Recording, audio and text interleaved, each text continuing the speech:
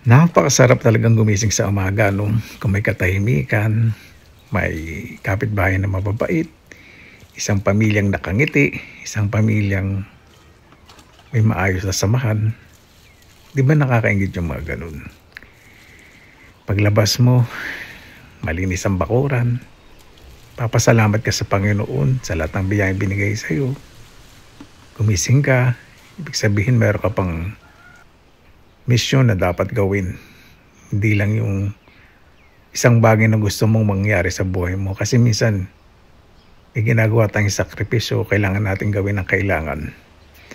May mga tao talagang mas ginagawa kung ano yung kailangan kaysa sa gusto. Lalo na sa kanilang pamilya. Kaya nakalimutan ng kanilang sariling kaligayahan para may maitulong sa kanilang mga mahal sa buhay. Kaya sa panahon ngayon, panahon ng katahimikan, panahon ng pag-iisip, na maraming bagay tayong pasalamatan sa Panginoon. Minsan, sumusobra na ang biyaya, nakalimutan natin. Kaya sa panahon ngayon, isipin natin kung gaano tayo kabiyaya sa mga bagay na hindi natin hinihiling pero pinibigay sa atin ng Panginoon. Mabuhay! Ayan! Magandang araw po mga kababayan. Welcome po sa Pinilakan Lakbay. Naway safe po ang lahat. Ngayon po ay panahon po ng pag-aayuno. Papahinga po muna ako dahil next week nasa Pilipinas na po ako.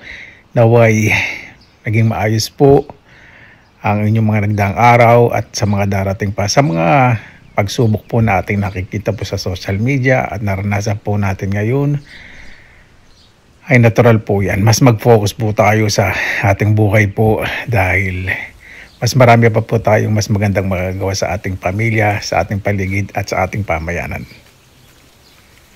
Ang pag-aayuno po ay pag-isip po talaga lagi ng kabutihan at ang sakripisyo po ng ating Panginoon na ginawa po para sa atin.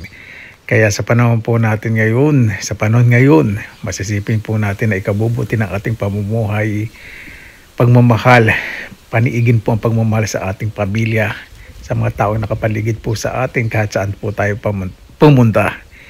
Panatilihin po natin ang positibong pananaw po sa buhay. Napakasarap pong kumilos sa isang lugar, tahimik, payapa at wala pong iniiwasan. Sa araw-araw po na biyaya na binibigay po sa atin ang buhay, iba po talaga sa atin ay parang gusto na pong sumuko. Huwag po. Habang gumigising po tayo, ibig sabihin po binibigyan po tayo ng pag-asa ng Panginoon para lumaban, para mag-isip po ng ibang bagay, mag-isip pa po ng ibang bagay na para po sa ikauunlad ng ating pamumuhay. Kaya mag-isip pa po tayo ng ibang bagay na talagang makakatulong po sa ating mga pamilya at ikauunlad po ng ating sarili. O, di ba? Huwag na po tayo makisali sa gulo na kung saan manghihikayat lang po tayo ng mahabang argumentasyon at hindi pagkakunawaan. Mas makisali po tayo sa mga kasayahan, kabutihan, pagkakaisa at pagtutulungan. Ayan po ang kailangan po ng ating pamayanan, ng ating bansa. Talagang ang pagkakaisa. Ay nako, talagang sa isang pamayanan kapag mayroong pagmamahalan, napakasarap pa talaga tingnan, di ba? Malinis ang kapaligiran, pinupuntahan. Kaya po yung mga tourist destination sa Pilipinas ay may pagkakaisa. Subukan po kaya natin na magkaisa po sa ating pamayanan. Hindi na po siguro tayo lalayo. Linisin po natin ang ating paligid. Makaisa tayo kung lilinisin ang mga patubig, ilog, gilid dagat. Kung may pagkakaisa po talaga, napakasarap po. Dahil sa simpleng lugar, talagang papasyalan po dahil sa pagmamalasakit po ng lilikha ng Panginoon at pagmamalasakit po sa kabutihan po ng kapwa. Sa panahon po ngayon, mas maingat po tayo. Mas maging maingat po tayo sa pagsisalita, sa pagsulat, sa pag-post sa social media.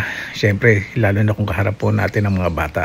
Sila po kasi ang gagaya po sa atin o susunod po sa ating mga yapak o susundan po nila kung ano po yung natutunan po sa atin. Huwag po natin gawing natural ang mga hindi magandang bagay dahil hindi po nakakatulong po sa kinabukasan. Ituro po natin ang maayos sa mga kabataan, sa mga bata, kung ano po ang karapat-dapat na gawin po nila sa mga susunod na panahon.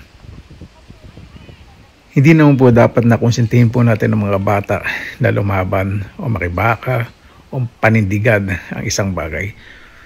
Turuan po natin silang mabuhay po ng mapayapa. Yung may respeto sa kapwa, may distansya. Napakasarap po ng ganun, di ba? Kahit saan kayo pumunta, kapag nakikita nyo po yung mga kabataan na mayroong disiplina, kahanga-hanga po. Isa lang po ibig sabihin po nun, meron pong mga mabubuting mga magulang. Sa panahon po talaga ngayon, marami po talagang tao na mabilis kumita ng pera dahil po sa social media.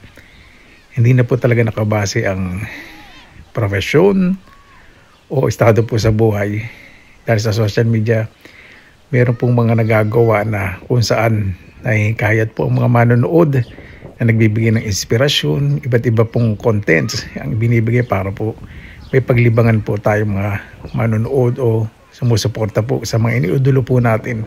Di ba napakasarap po ng ganyan dahil ang teknolohiya po talaga ay napakalaki po ng itutulong sa mga tao para makilala ang isang lugar, makilala ang isang tao, makilala isang bansa, makilala ang lahat o malaman kung anong nangyayari po sa ating kapaligiran.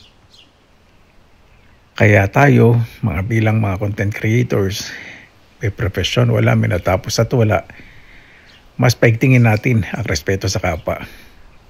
Mas paigtingin natin ang tama. Mas paigtingin natin ang respeto at ang takot sa Panginoon. Dahil halos sa araw-araw may mga matang nanonood sa atin, gawin natin tama. Huwag natin gawing tama ang mga mali na nakikita. At huwag natin gawing mali ang mga tamang nakikita. Huwag natin baligtarin.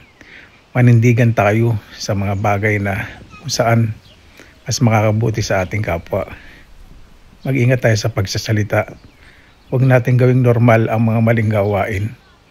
Gawin nating normal at balik ang mabubuting gawain na dapat tularan ng mga humahanga at nanonood sa atin. Dahil tayo ginagawang instrumento ng Panginoon para ibahagi sa lahat ng mga tao kung ano ang tama at anong dapat panoorin at makita ng ating mga taga-subaybay. Sabi nga, hindi lang sa papel nakabase ang edukasyon ng isang tao, kundi sa panlawak na pag-intindi at modo at pag-ugali ng isang tao. Kaya kung tayo laging nakarap sa social media, mas maging maingat tayo. Mas maging instrumento tayo ng pagkakaisa, respeto, pagmamahal sa kapwa, masaya, mga positibong pananaw na dapat makita araw-araw. Di ba? Napakasarap kumilos kung lagi nakikita natin sa araw ay positibo. Minsan, may mga panahon na naiinis tayo, nagagalit tayo. Okay lang yan, pero huwag natin dalasan. Kung meron tayong mga nasabing hindi maganda, nagawang hindi maganda, humingi tayo ng pasensya. Dahil minsan, ang pagkakamali tinutuwid ng pagpapakumbaba. Kaya sa panahon ng pag-ayuno, gawin nating bida ang Panginoon. Gawin nating bida ang pagrespeto sa kanyang mga nilikha. Gawin nating bida ang pagmamahal sa kapwa. Gawin nating bida kung sino ang tunay na nagmamalasakit tayo. Kung sino ang tunay na nagmamalasakit sa atin. At gawin nating bida ang positibong ating ibabahagi sa kapwa at hindi ang ating pisikal na dating. Paano po mga kababayan? Maraming salamat na naman po sa inyong oras na inilaan sa Pinilakang Lakbay. Na huway maging mapayapa po ang inyong pag-aayuno sa mga panahon po na ito.